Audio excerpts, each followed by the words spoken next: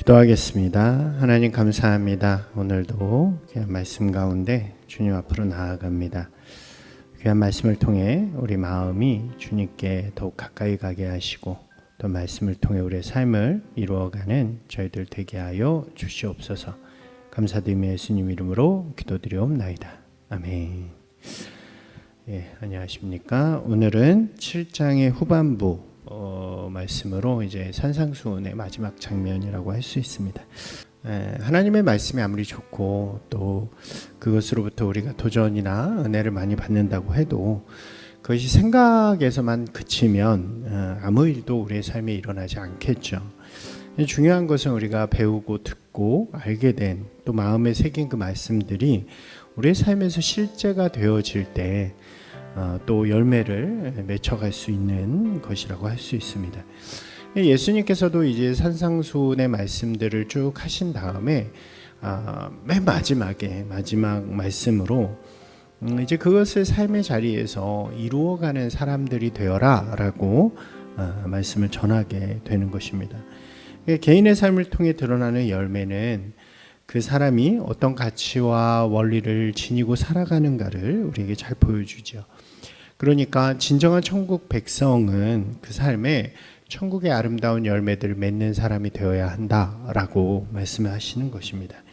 당시의 종교 지도자들은 자신들의 종교적인 행위들을 높이고 자랑하는 그런 모습을 보였지만 실제 그들의 삶 속에서 사람들에게 존경을 받거나 혹은 인정을 받거나 아름다운 열매를 맺으면서 살아가는 그런 사람들은 아니었던 것 같습니다.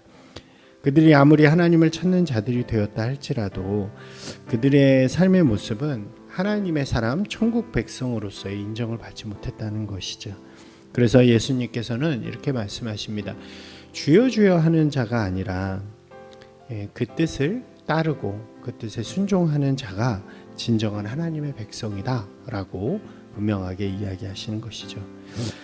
또 심판의 자리에 갔을 때 외식적인 자들이 말하기를 이렇게 말하는 거죠. 우리가 하나님의 이름을 외치고 하나님의 이름으로 주의 이름으로 참 수많은 일들을 했습니다.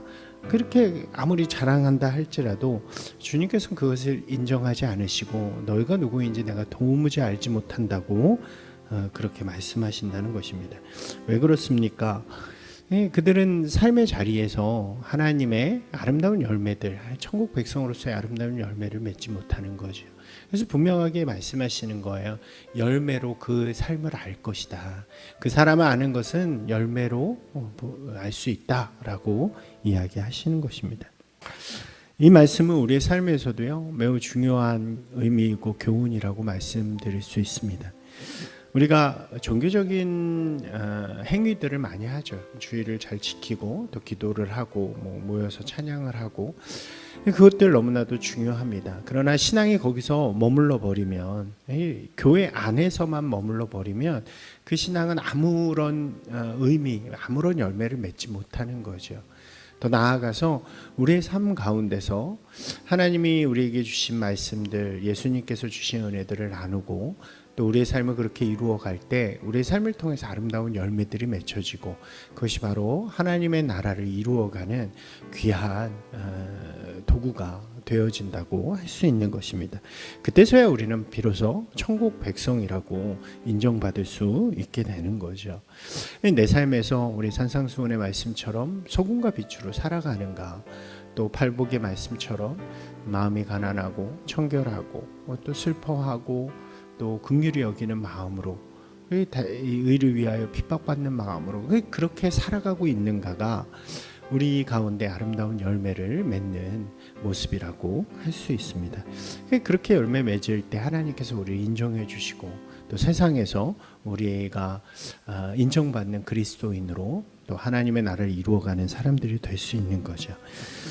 예수님께서는 마지막으로 흔들리지 않는 믿음이 되기 위해서는 바로 이러한 열매 맺는 믿음이 되어야 된다는 것을 비유를 통해서 말씀해 주십니다. 이렇게 말씀하시죠. 말씀을 듣고 행하는 자는 반석 위에 지은 집과 같다. 또 말씀을 듣기는 하지만 그 삶을 통해서 행동하지 않는, 순종하지 않는 사람은 모래 위에 지은 집과 같다라고 말씀해 주십니다. 이 두 집은 겉으로 보기에는 뭐 크게 다를 바가 없습니다.